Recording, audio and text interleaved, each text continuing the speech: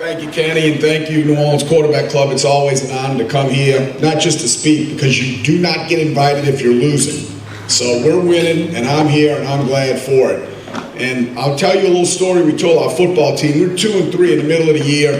We had gotten through a pretty rough stretch. We had lost a game where we didn't play particularly well against Riverside. It kind of changed the dynamic of our football team. Coach Lester Ricard just came in. He's our offensive coordinator. And we were going back and forth about how to move the football, because I forever and a day have been a triple option guy. It got us the state championship at East Jefferson, and we got out of the triple option because at Hahnville, you just have a lot of players. We're fortunate, we're very fortunate in St. Charles Parish. They have a lot of good football players. And I don't know if you're following prep football, but every team from the River Parish, every one that made the state playoffs is still playing. There are 8 of us in there. 8 of us are still playing. Now this Friday night, St. Charles Catholic has to play Riverside. And then hopefully next Friday night, Kenny and I were just talking, it could be Destrehan Hahnville. And I know, again, if you're a big prep football fan, I was telling Kenny, I don't know how the split's going to work out, if we're ever going to get back together or not.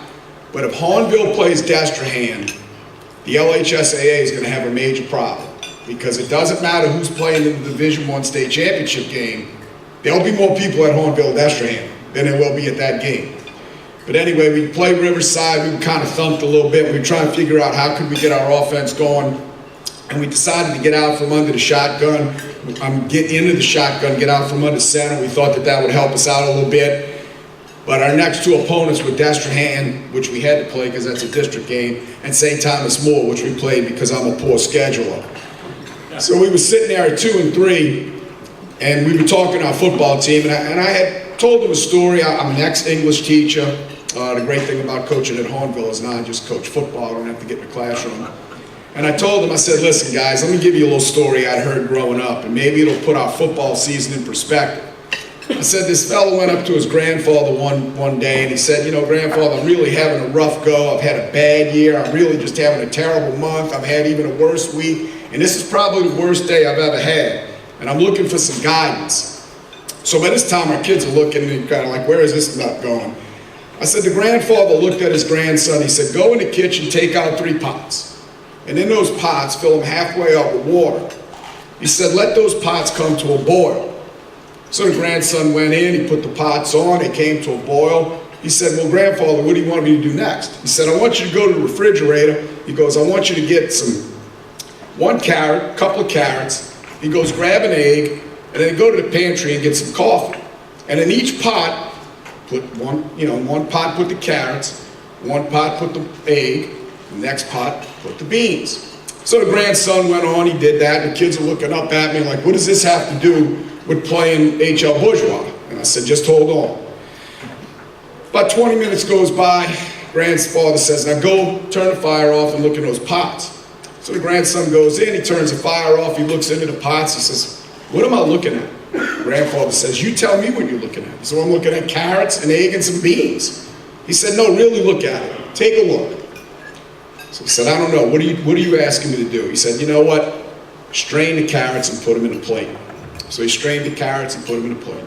He said, strain the water out of the hard-boiled egg, crack it open, put it in a plate. He said, and take the coffee and pour it in a cup. So the grandson went ahead and did that. He said, now tell me, what do you see now? He said, I don't know. You need to tell me. And I'm telling our kids, that's what I'm telling you now. I'm the grandfather, and I'm telling you what just happened. I said, when you touched that carrot, when you first got that carrot, it was hard, it was cold, it was tough. When you put it in that boiling water, now what is it? He picked it up and he mushed it in his hand. I said, now it's mushy, it's soft.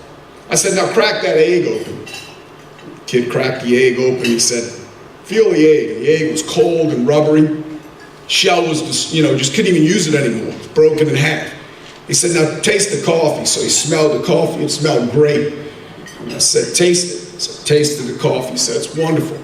He said, that's the difference between the coffee, the egg, and the carrot. I had a bunch of guys on my football team that went into the season tough and hard. I mean, they just thought that they were invincible. And we got ourselves in some boiling water, and some of them wilted like that carrot. And I said, we had some guys in our locker room that went into that going into the season, and you felt protected because the guys around you were real good. I said, but when those guys around you wilted like that shell, and it couldn't help you anymore. I said, but we have guys in this locker room that are like that coffee bean. You put that bean in that boiling water, and it not only became better, it changed the water. And our kids were looking at me, and I said, now who in this locker room, who in this meeting room is going to be like those coffee beans? Who's changing the water? Because you know what? You got 5 games left to play. And when Hahnville's 2-3, and those other 5 guys are in that locker room, and they're saying, hey, this is our year to whip Hahnville's butt, somebody in here better be that coffee bean. And I was pretty lucky. Now, I'm not a very good coach, but I'm smart enough to know we have good players. And we have a kid named Anthony Williams, and Coach Ricard said, we might need to get Anthony to football a little bit. He's only a sophomore, but we think he's pretty good. Now, he's already got an offer from Tulane. And all that kid's done in the last 7 weeks, I think Coach Ricard has go 1,000 rushing, 1,000 receiving. And I don't even know how many kickoff return yards he said. He has 700 yards of offense in 2 playoff games. So I think a lot of things have happened to our football team at Hahnville over the last 7 weeks. We got on this run, and it's helped us tremendously just from a confidence standpoint because, you know, you guys are all football fans. This is New Orleans Quarterback Club. Football is a game of confidence. It's 100% confidence because when you get in the ball games that we get in, like Carr gets in, that LSU gets in, that Tulane gets in, and I guess the Saints, I'm not a big pro football guy because, you know, if I'm getting beat 85-0, but I still got $1.2 million coming to me on Monday, I'm probably not all that sad. I might look that way in the locker room, Mr. Duncan, but I'm probably not all that sad. But, you know, if I'm a high school kid and I just got beat 52-12, and my head coach is telling me I better be a coffee bean, then I got to figure out a way to get some confidence. And I just think that we're a really confident football team. It's like Kenny was saying, we played St. Amant last week. Well, we hadn't trailed in a football game in 7 weeks. We were just smashing people as we were going through the back half of the season. We get against St. Amant, who had a great kicking game. They had a great quarterback game. They do a lot of rub routes, things that give us problems. And they jumped on us early. We had a couple of turnovers that shortened the field. And when we got in the locker room at halftime, and I'm going to tell you this, right before halftime, I told Lester, I said, listen, we're down 24-14, it was 27-14. I said, no, it was 27-14. I said, we got to go for this, Lester. Let's go for it. So we threw an incomplete pass on first down. Norquell Flowers is our tailback. He picked up about 12 yards on second down. We had 1 timeout left. We called the timeout. Michael hits a kid named Devontae Craven, one of our receivers, for about a 38-yard gain. We kill the ball. So now we're playing for the half. We're down 27-14.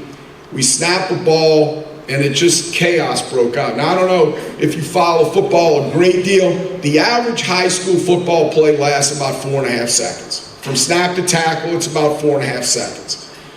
Our quarterback and our receivers kept the play alive for 17.8 seconds. It was unbelievable. Moving around, and it was one of those downs where as a coach, you're like, no, yes.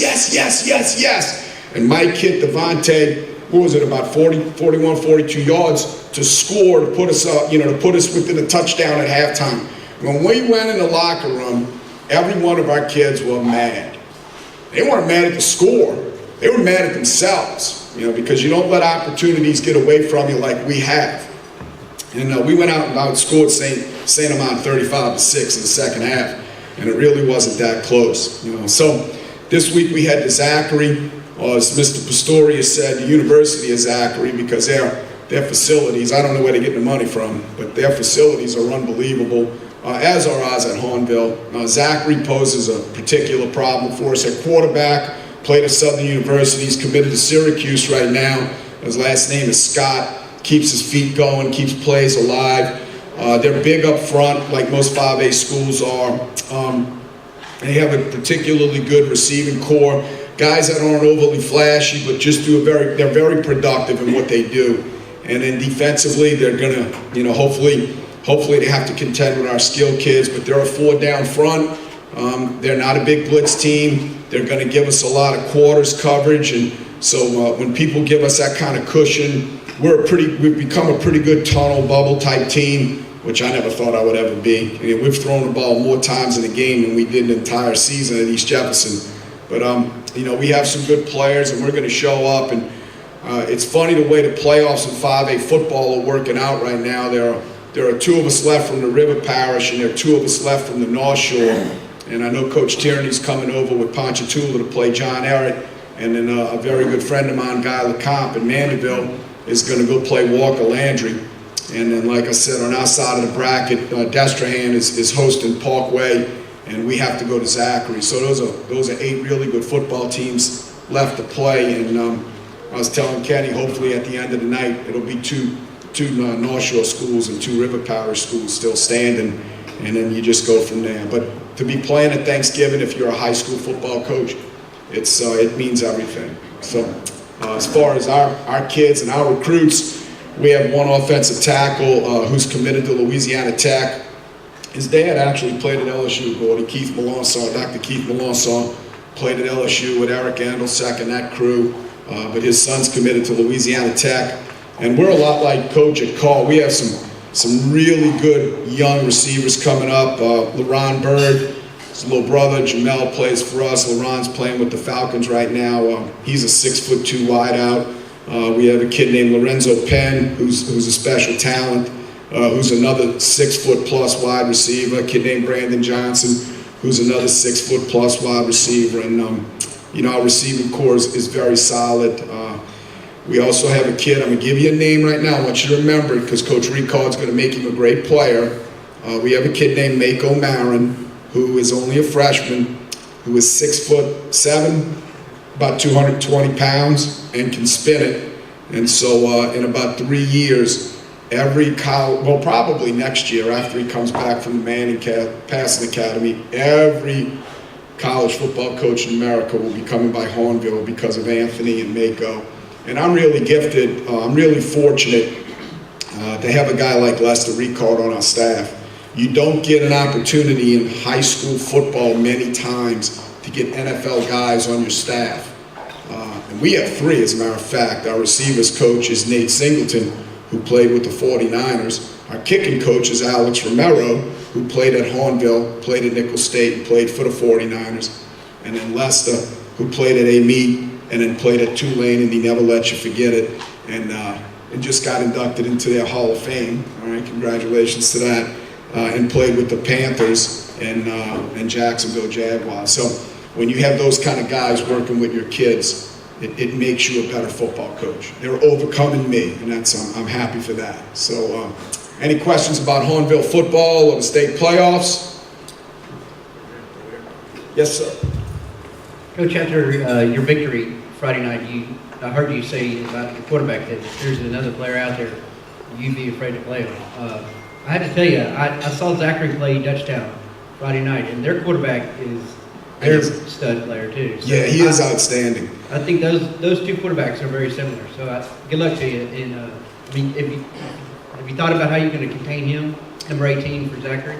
Well, the big thing with that guy, with Scott, they do a great job running quarterback ISO, and we sent clips out to our kids this week showing all the teams that they played tackling him. And Kenny and I were talking, my high school mentor was Coach Rando, just passed away last year, and I said, he's got to be rolling over in his grave when a head football coach says, man, we allowed 33 points and played great defense. And that's what's going to probably happen Friday night. I just think the way football works right now, and I was talking to Sam Spiegelman the other day, came out to do an article on us, just about the way high school football has progressed. Just the athletes in high school football, there's a couple of things in my opinion that have made high school football different. Number one is the summer with all the 7-on-7s. When I was in high school 130 years ago, you didn't even lift in the summer. I was a high school wrestler, so I lifted because Brother Malchio Polly made me lift. But you didn't have the weight programs, you didn't have the conditioning programs, you didn't have colleges offering camps. Now I'm a high school guy, so I know colleges offer camps because they want to see what kind of players you have. Alrighty? But still, all your kids are going to these camps. They come back. Our access, again, St. Charles Parish is great to me. We can go wherever we want to when the season's over. Matter of fact, Lester and I are going to be going up to Clemson in February.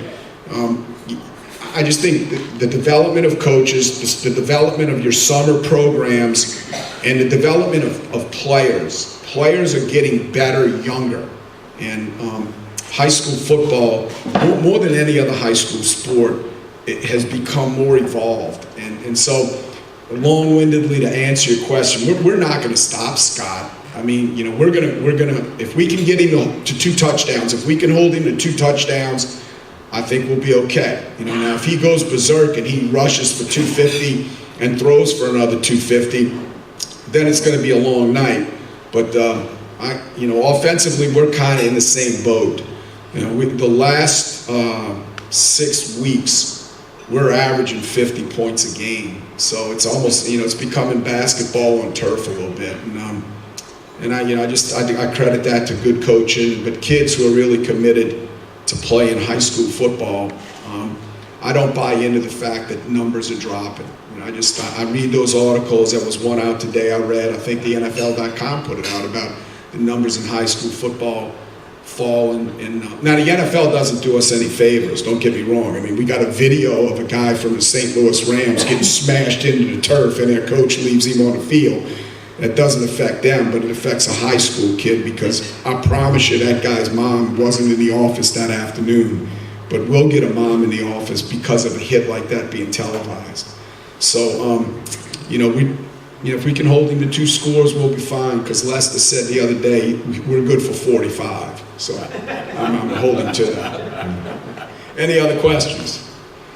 Hey, thank you. I'm going to end this by saying I'm politically correct. I'm a Les Miles fan. Have a good day.